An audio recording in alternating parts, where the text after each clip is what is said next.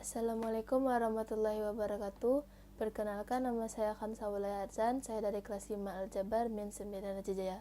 Kali ini saya ingin bercerita tentang kisah salah seorang sahabat Rasulullah SAW. Beliau adalah Abu Bakar As-Siddiq. Tahukah teman-teman siapa Abu Bakar As-Siddiq? Beliau adalah sahabat Rasulullah yang jujur, setia kawan, dermawan, bijaksana, dan sangat mencintai Rasulullah. Abu Bakar lahir pada tahun ketiga tahun Gajah atau 573 Masehi atau 3 tahun lebih muda dari Rasulullah. Abu Bakar mempunyai nama asli Abdullah ibnu Abi Quhafah, Utsman bin Amir, bin Amru, bin Sa'ad, bin Taim, bin Murrah At-Tamimi. Singkatnya Abdullah ibn Quhafah At-Tamimi. Garis keturunannya bertemu dengan garis keturunan Rasulullah SAW pada Murrah bin Ka'ab, yaitu kakek yang ketujuh. Teman-teman, di masa jahiliyah, Abu Bakar bernama Abdul Ka'bah. Kemudian setelah masuk Islam, namanya diubah oleh Nabi Muhammad SAW menjadi Abdullah. Nama panggilannya banyak. Di antaranya adalah Abu Bakar As-Siddiq, Al-Atiq, Abdullah, dan Abu Quhafah. Namun yang paling terkenal adalah Abu Bakar As-Siddiq. Tahukah kalian kenapa namanya Abdullah tetapi lebih terkenal dengan sebutan Abu Bakar?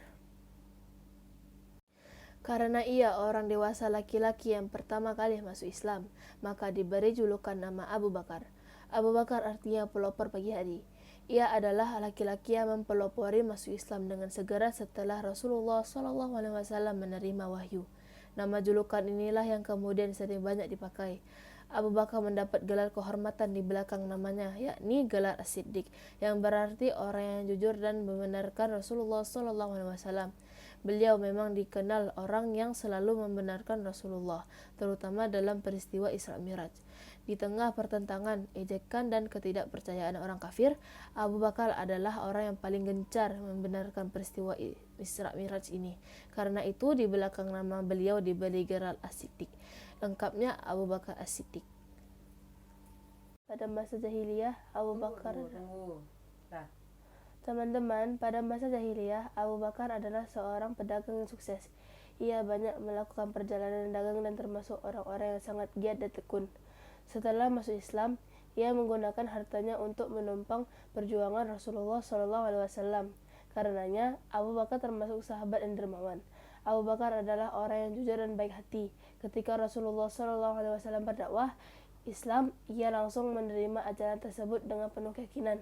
Ia sangat mencintai Islam dan berusaha keras menyebarkannya, terutama kepada sahabat-sahabat dekatnya. Di antara sahabat dekat Abu Bakar yang masuk Islam adalah Utsman bin Affan, Zubair bin Awan, Abdurrahman bin Auf, Sa'ad bin Abi Waqqas, dan Tahlal bin Ubaidillah.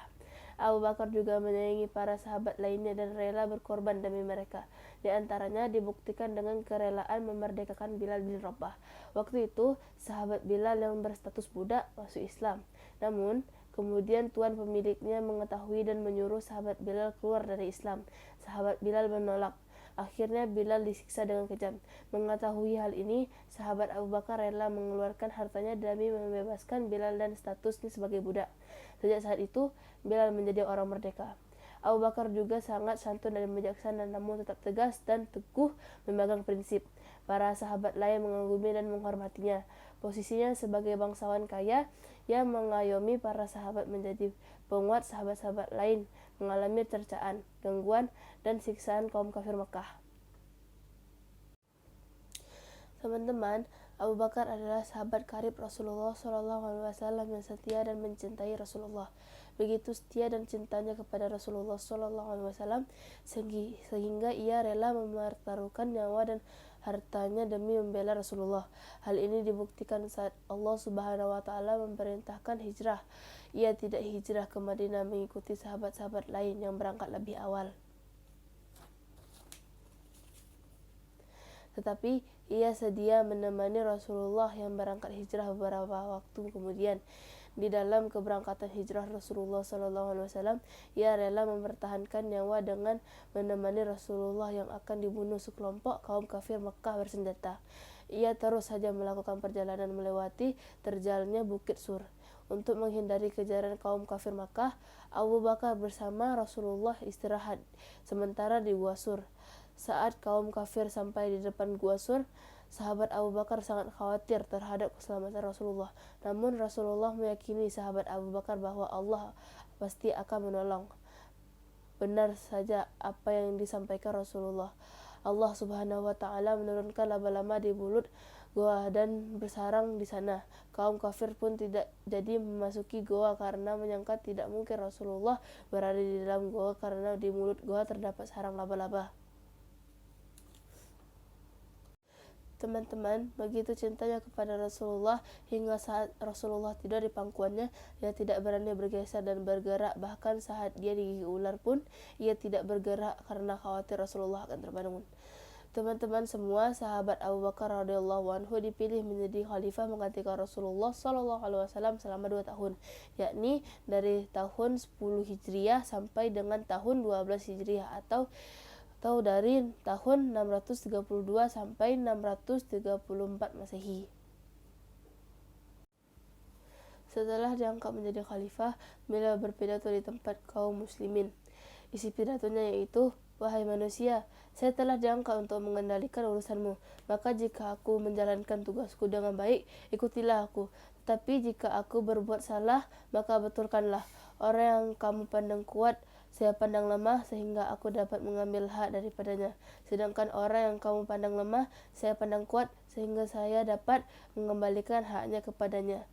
Hendaklah kamu taat kepadaku selama aku taat kepada Allah dan Rasulnya. Tetapi bila aku tiada menaati Allah dan Rasulnya, maka kamu tidak perlu menaatiku." Pada masa kepemimpinan Khalifah Abu Bakar radhiyallahu anhu berhasil memukul prestasi, yakni 1. Menertibkan gerakan kaum murtad yang keluar dari Islam. 2. Menertibkan orang-orang yang tidak mau membayar zakat. 3. Menumpas gerakan nabi palsu. Dan 4. Membukukan Al-Quran. Teman-teman, pada masa Khalifah Abu Bakar, bangsa Romawi dan Persia mengancam kedudukan pemerintahan kaum muslimin yang berpusat di Madinah.